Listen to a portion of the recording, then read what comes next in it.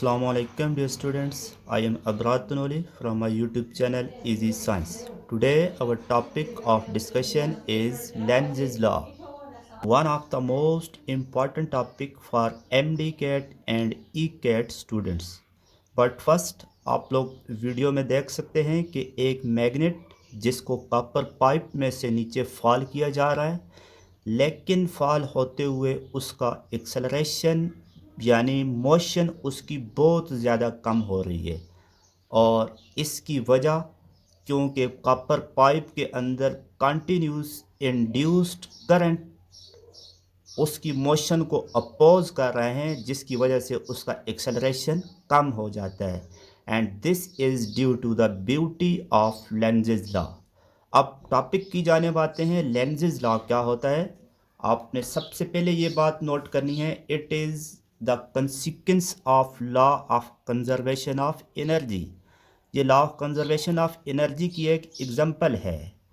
इसकी स्टेटमेंट कुछ इस तरह से है, the direction of induced current. ये इंड्यूस्ड करंट की बात करता है, नॉट ईएमएफ।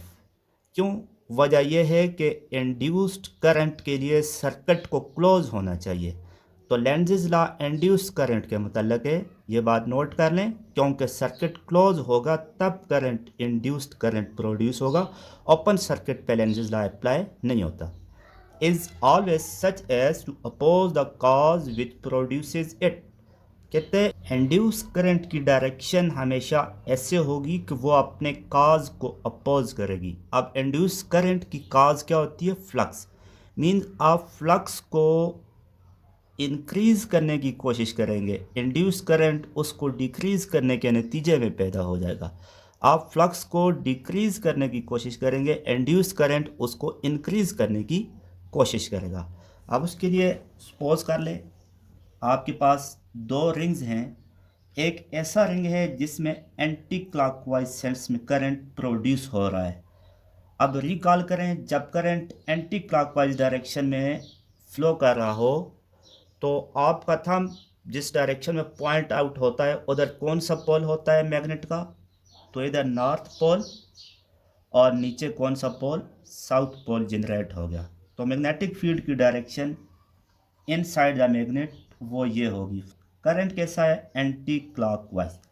अगर आपके पास करंट क्लॉकवाइज जनरेट हो रहा हो तो नॉर्थ पोल डाउन और साउथ पोल ऊपर आ जाते हैं। यहाँ पे नॉर्थ और इधर कौन सा पोल? साउथ। मैग्नेटिक फील्ड की डायरेक्शन यहाँ पे ये हो जाएगी। स्टूडेंट्स, अगर ये दो डायग्राम्स आप समझ लें तो ये समझ लें कि लेंज़ेज़ लॉ आप लोगों ने समझ लिया है। अब आपके पास एक रिंग है, इसके पास मैं लेके आता हूँ एक ऐसा मैग्नेट जिसका ये पोल क्या है? नॉर्थ, और ये अपोजिट पोल कौन सा है? साउथ। अब नॉर्थ पोल इसके पास लेके आने का मतलब ये है कि आप मैग्नेटिक फ्लक्स को इंक्रीज़ कर रहे हैं। लेंज़ेज़ लॉ ये कहता है कि जब आप मैग्नेटिक फ्लक्स को इंक्रीज़ करने की कोशिश करें तो इंड्यूस्ड ईएमएफ उसको डिक्रीज़ करेगा। अब फ्लक्स को डिक्रीज़ करने के लिए मैग्नेट को रिंग ने रिपेल करना है, तो रिपेल करने के लिए मैग्नेट के ऊपर इधर कौन सा पोल होना चाहिए? सिमिलर पोल होना चाहिए, नॉर्थ, और नीचे कौन सा होना चाहिए? साउथ। जब ऊपर नॉर्थ हो नीचे साउथ हो तो रिंग के अंदर जो करंट जनरेट होगा वो कौन सा होगा? Anti clockwise. ये क्या है? अपोजिशन। सिमिलरली जब आप मैग्नेट को इस रिंग से अवे लेके जाने की कोशिश करें, नॉर्थ साउथ, इसको अवे लेके जाने की कोशिश करेंगे तो लेंज़ेज़ लॉ कहता है कि इसको दूर भी नहीं जाने देना। अब दूर नहीं जाने देने का मतलब यह है कि रिंग के ऊपर इधर कौन सा पोल होना चाहिए? साउथ। तो आपने नॉर्थ पोल को पकड़ना है तो इधर कौन सा होना चाहिए? Opposite mean south. इधर नीचे कौन सा होना चाहिए? नॉर्थ। जब नीचे नॉर्थ हो ऊपर साउथ पोल हो तो करंट कैसे जनरेट होता है? That is in clockwise sense. तो अब दोनों केसेस में देखें, जब नज़दीक आ रहा है तो नज़दीक भी नहीं आने देना, इट इज़ अपोजिशन। जब मैग्नेट दूर जा रहा है तो उसको दूर भी नहीं जाने देना, उसे पकड़ना है, again it is opposition. Means यहाँ पे आप फ्लक्स को नज़दीक लाते हैं, इंक्रीज़ करने की कोशिश करते हैं, तो करंट जो है वो उसको क्या करता है, नहीं नज़दीक आने देता, डिक्रीज़ करने की कोशिश करता है। इस केस में आप फ्लक्स को डिक्रीज़ करने की कोशिश करते हैं, लेकिन करंट उसको इंक्रीज़ करने की कोशिश करता है। अगेन अपोजिशन है, फ्लक्स इंक्रीज़ करें, करंट उसको डिक्रीज़ करने की कोशिश करता है। फ्लक्स डिक्रीज़ करें, करंट उसको इंक्रीज़ करने की कोशिश करता है। यही तो आपके पास क्या है, लेंज़ेज लॉ है। Now consider an another example students, आपके पास एक ओपन सर्किट है, लूप ऑफ वायर है, आप मैग्नेट को इसमें से फॉल करवाते हैं, नॉर्थ पोल और ये साउथ। जब ये मैग्नेट इसमें से पास होगा, नीचे ज़मीन के ऊपर आ जाएगा, तो चूंकि सर्किट ओपन है तो इसका एक्सेलरेशन इक्वल टू जी के इक्वल होगा।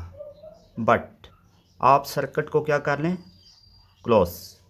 जब आप सर्किट को क्लोज कर लेते हैं, सेम मैग्नेट को इसमें से नीचे गिराते हैं, तो अब इस मैग्नेट को क्या होगी, अपोजिशन फील होगी, तो इसका अपना एक्सेलरेशन ड्यू टू जी उसके मुकाबले में क्या हो जाएगा, कम।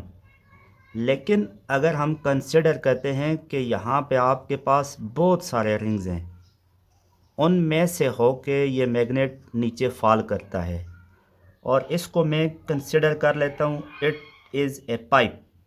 जैसे आपने इनिशियल वीडियो में देखा था, ये कॉपर पाइप है। जब इसमें से ये फॉल होगा मैग्नेट, तो इसको इंड्यूस करंट जनरेट होने की वजह से पाइप में बहुत सारी अपोजिशन का सामना करना पड़ेगा, जिसकी वजह से इसका अपना एक्सेलरेशन मैग्नेट का much much less than that of g, और ये थोड़ा सा लेट ज़मीन के ऊपर आके पहुंचेगा। तो यही तो आपके पास लेंज़ेज लॉ कहता है। लास्ट में आते हैं कंजर्वेशन ऑफ एनर्जी का कंसिक्वेंस कैसे है ये। सपोज करें स्टूडेंट्स, एक मैग्नेटिक फील्ड बी है, इनटू द प्लेन है, करंट कंडक्टर में जब फ्लो कर रहा हो पहले से अपवर्ड डायरेक्शन में, राइट हैंड पाम रूल कहता है कि इस कंडक्टर पे फोर्स लगेगी टूवर्ड लेफ्ट साइड। तो ये जो force F equal to I L B है, ये ऐसे लग रही है। मोशनल EMF के केस में जब कंडक्टर को हम खुद मूव करवाते हैं और हम चाहते हैं कि इसमें से करंट अपवर्ड डायरेक्शन में फ़्लो करे, सर्किट को जब हम क्लोज कर लेते हैं, तो करंट को जब खुद चाहते हैं अपवर्ड डायरेक्शन में फ़्लो करे, तो आपने फोर्स अप्लाई करनी है इस डायरेक्शन में, तब करंट एंटी क्लॉकवाइज सेंस में फ़्लो करेगा। सपोज कर लें अगर ऐसा हो जाता कि आपकी अप्लाइड फोर्स